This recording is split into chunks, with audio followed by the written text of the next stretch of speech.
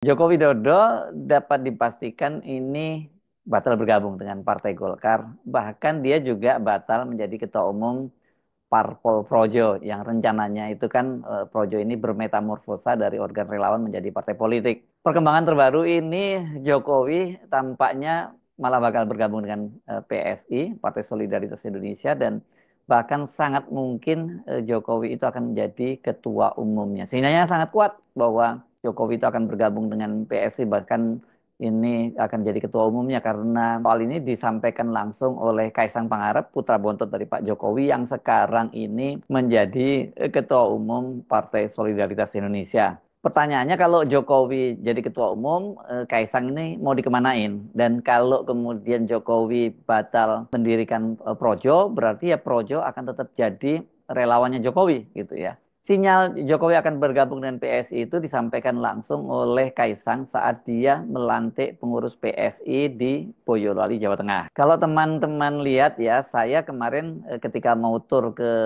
Jawa Tengah, saya memberikan satu instruksi khusus kepada teman-teman DPP, DPW maupun DPD, yaitu memakai pakaian putih dan hitam. Itu ketika dia menyampaikan sambutannya untuk pada saat penyerahan surat keputusan pengurus baru 22 DPC se-Kabupaten Boyolali di sebuah restoran di Boyolali hari Kamis tanggal 10 April 2025. Kaisang kemudian bertanya kepada para pengurus dan kader partai berlambang mawar itu, dan tahu nggak kenapa? Kira-kira aja, ada sedikit clue. Biasanya ada satu orang, satu tokoh yang suka banget menggunakan pakaian putih dan hitam.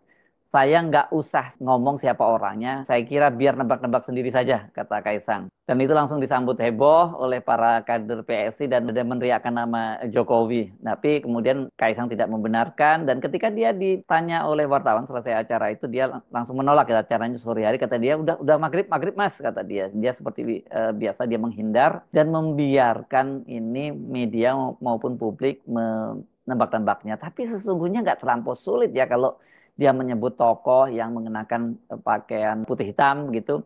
Ya siapa lagi kalau ini bukan Jokowi, dan ini kan kebetulan adalah bapaknya Kaisang sendiri. Dan Kaisang itu belakangan ini juga dia terlihat sering mengenakan pakaian putih hitam seperti bapaknya ini. Apakah ini bagian dari sosialisasi dan kemudian nantinya rebranding ya? Kalau Jokowi bergabung dengan PSI, maka PSI itu tidak lagi simbolnya merah ya. Sekarang pakainya kan merah, dan itu diambil dari mawar merah yang menjadi logo dari PSI. Nah, kalau dengan ini nanti apakah kemudian diganti mawar hitam?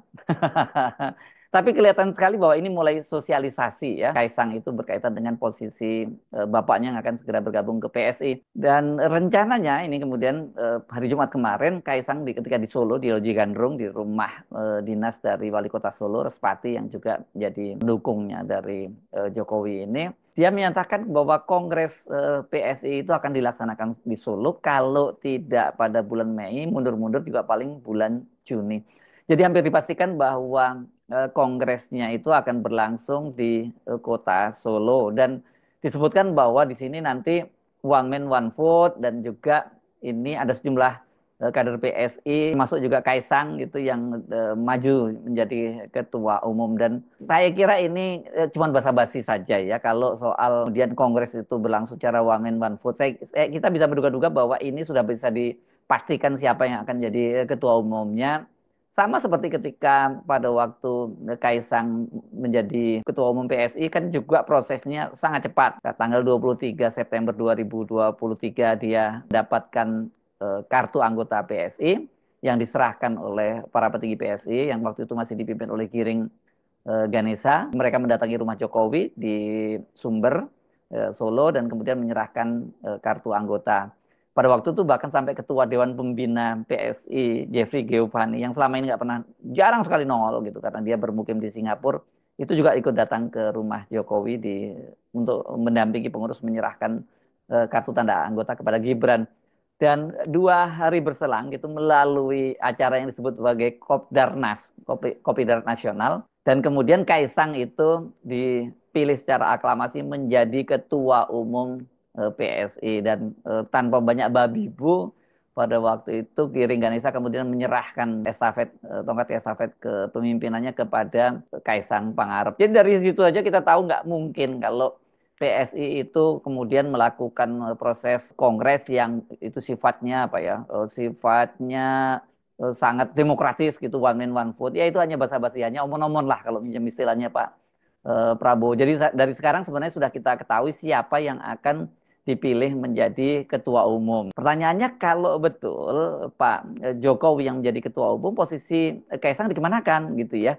Ini saya kira menjadi dilema ya, karena Kaisang sendiri ini sebagai seorang ketua umum partai, ya dia boleh dibilang gagal. Ya bagaimana nggak gagal ya kalau dia sendiri kan eh, masuk ke PSI dan menjadi ketua umum kan dikarbit sangat cepat begitu, dan dia akui sendiri pada waktu ditanya oleh wartawan, pada waktu dia terpilih menjadi atau dipilih tepatnya atau ditunjuk menjadi ketua umum itu ya kata karena privilege dia sebagai anaknya presiden, dan kita tahu PSI ini kan mengusung Jokowisme. Jadi ini kalau dalam bahasa daerah Jawa disebutnya sebagai penjagesang derek Jokowi. Jadi apapun maunya Jokowi ya itu dia pasti ikut aja gitu. Jadi makanya itu kemudian saya termasuk yang meragukan bahwa akan ada kongres yang serius one man one vote, dan kemudian ada banyak tokoh karena tokoh-tokoh lain misalnya PSI Istana Bagus Oka dan sebagainya disebutkan akan maju. Ya ini kita boleh bilang sebutannya gimmick saja lah ya. Jangan terlalu dianggap serius bahwa mereka akan berkongres. Nah, kembali lagi, kalau memang betul Pak Jokowi yang jadi ketua umum itu mau dikemanakan gitu, Kaisang. Karena posisinya masa iya sih bapaknya menjadi ketua umum dan kemudian Kaisang menjadi ketua harian misalnya, skenario yang paling mungkin seperti itu.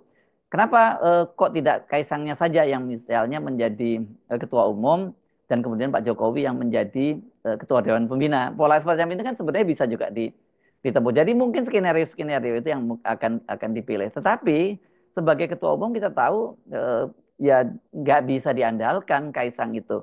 Pada waktu bapaknya masih menjadi presiden ya, dan kemudian semuanya dibantu ya, dibantu secara finansialnya. Ini karena anggaran kampanyenya sangat besar dan kemudian juga alat peraganya pada waktu itu dia dibantu oleh aparat kepolisian sampai di daerah-daerah sehingga banyak sekali ini di satu daerah yang tidak ada pengurusnya itu eh, ada baliho-baliho dan ada atribut kampanye dari PSI.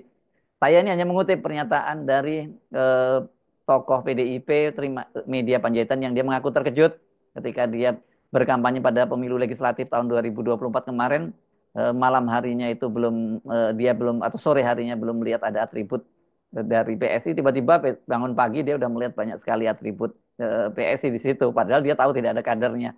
Ya begitulah cara-caranya. Dengan cara seperti itu saja, ya, dan kemudian jelas di KPU dibantu, kan kita ingat ya bagaimana kemudian waktu itu ada akrobat-akrobat suara yang masuk pada penghitungan suara di KPU. Jadi all out, tapi hanya saja kita ikon diributkan banyak pengamat dan juga partai lain beributkannya. Akhirnya PSI batal itu masuk ke parlemen karena tidak bisa lolos parliamentary threshold. Apalagi sekarang bapaknya sudah tidak lagi jadi presiden. Dan kalau Kaisang yang masih menjadi ketua umum, ya apa daya tariknya? Dan kedua, kan kalau dengan kemudian diubah citranya ini, brandingnya menjadi hitam putih, ini Pak yang disasar adalah pemilihnya Pak Jokowi, bukan pemilihnya Kaisang dan kawan-kawan. Karena PSI ini kan sebenarnya citranya sebagai citra anak-anak muda, perkotaan, banyak yang sekolahnya dari luar negeri dan sebagainya.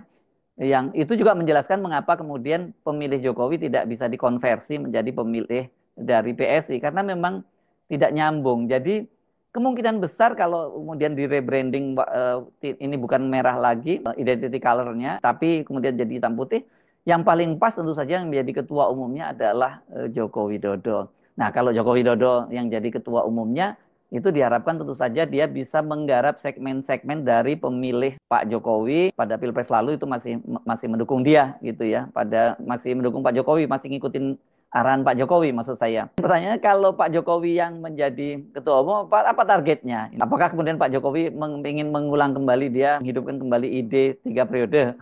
Ini banyak spekulasi-spekulasi semacam itu ya. Tapi yang jelas bahwa kalau Jokowi yang menjadi ketua umum partainya ada kemungkinan besar ya untuk lolos parlemen threshold itu sangat besar. Tetapi kan kita tahu juga sekarang ini berdasarkan aturan Mahkamah Konstitusi untuk mengusung calon presiden dan wakil presiden partai politik itu kan parliamentary threshold-nya sudah diturunkan oleh Mahkamah Konstitusi. Cuman belum DPR belum menyepakati berapa persen. Tapi yang jelas tidak seperti sebelumnya yang sampai 20% parliamentary threshold yang sehingga kemudian memaksa partai-partai untuk berkoalisi. Jadi kalau targetnya untuk mengusung Gibran menjadi calon presiden, saya kira PSI cukup aman dengan Pak Jokowi hanya menjadi ketua umumnya saja. Jadi ini yang kita tunggu-tunggu soal pada bulan Mei dan Juni nanti ya. Pertanyaannya kalau begitu, bagaimana dengan Projo? Projo ini kan tadinya juga akan bermetamorfose menjadi partai politik. Pada waktu itu rencananya juga kongresnya di Solo pada bulan Desember tahun 2024. Tapi ternyata kemudian itu batal. Ini kelihatannya ada kaitannya dengan ribut-ribut judol ya, ketika sejumlah pegawai di kantor Komdiji itu kemudian ditangkap karena judol dan ini kan kemudian banyak yang mengkaitkan judol itu dengan Budi Aristiadi ketika dia masih menjadi Menkominfo karena peristiwa ini kan terjadi ketika dia menjadi Menkominfo dan banyak yang mendesak agar polisi sebenarnya segera menetapkan juga Budi Aristiadi sebagai tersangka. Tapi sampai sekarang ternyata kasusnya itu tidak tampaknya kalau soal dengan Budi Ari tidak ada kelanjutannya kasusnya. Ini jelas kemungkinan besar ada negosiasi politik begitu. Tapi memang dengan citra semacam itu sangat berat kalau kemudian dipaksakan Projo itu menjadi partai politik. Nah, apalagi tanda-tandanya bahwa Projo tidak jadi partai politik itu kan ketika Pak Jokowi itu menggagas partai super terbuka. Itu yang disampaikan oleh Budi Ari juga setelah bertemu dengan Jokowi di Solo. Pada waktu itu dia menyatakan bahwa partai yang akan digagas oleh Pak Jokowi itu adalah partai yang super terbuka. Maksudnya partai ini ya ini semua orang itu punya saham. Kalau super super kalau terbuka saja kan saham publik bisa ada di situ. Kalau super terbuka berarti kan semua anggotanya punya saham. Jadi partai yang lebih yang sangat egaliter gitu ya. Ini gagasannya Pak Jokowi dan belakangan Pak ketika ditanya apakah Projo yang akan menjadi partai super terbuka, Pak Jokowi menyatakan bahwa ini gagasan itu sudah disambar oleh Kaisang Pangarep, katanya PSI yang akan menjadi partai super terbuka. Dari sini pun kita sudah tahu bahwa kelihatannya Pak Jokowi membatalkan rencananya untuk menjadikan Projo sebagai partai super terbuka, tapi lebih memilih PSI.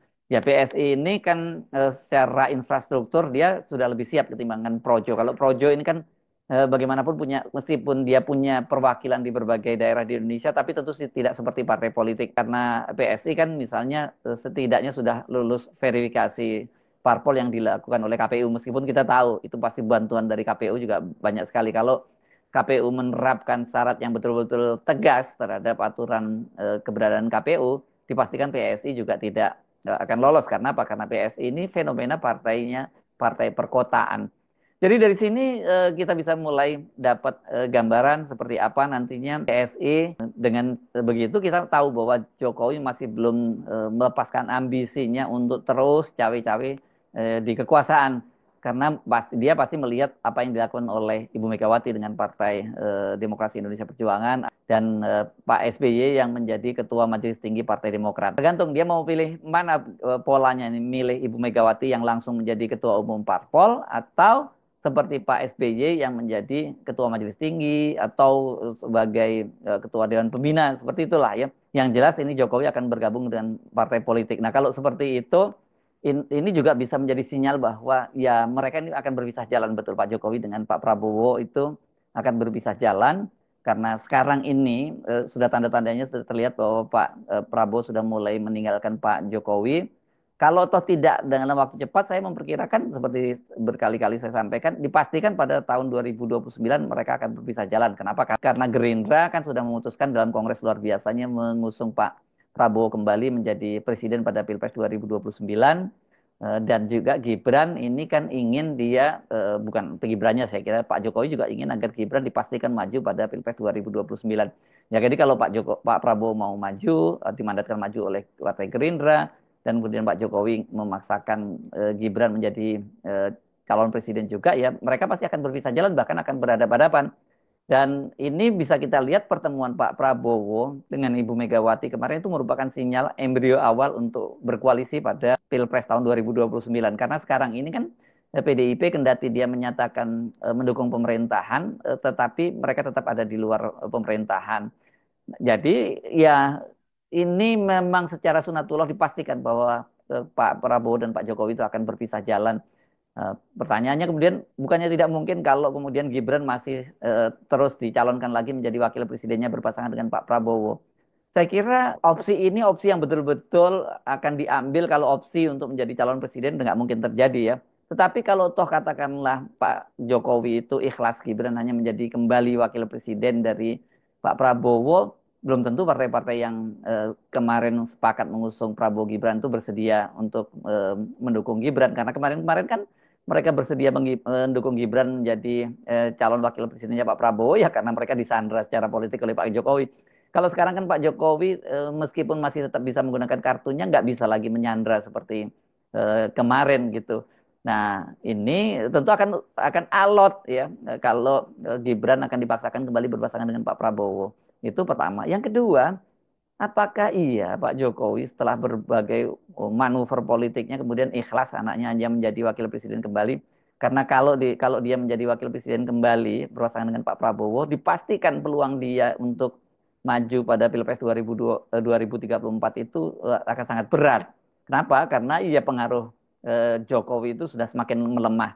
Sementara kita tahu Gibran itu tanpa Pak Jokowi ya dia bukan siapa-siapa. Dia ini kan hanya boneka yang dimainkan oleh bapaknya saja, bapaknya sebagai dalang. Jadi sekali lagi kalau pertanyaannya, untuk apa kemudian Pak Jokowi itu bergabung dengan PSI?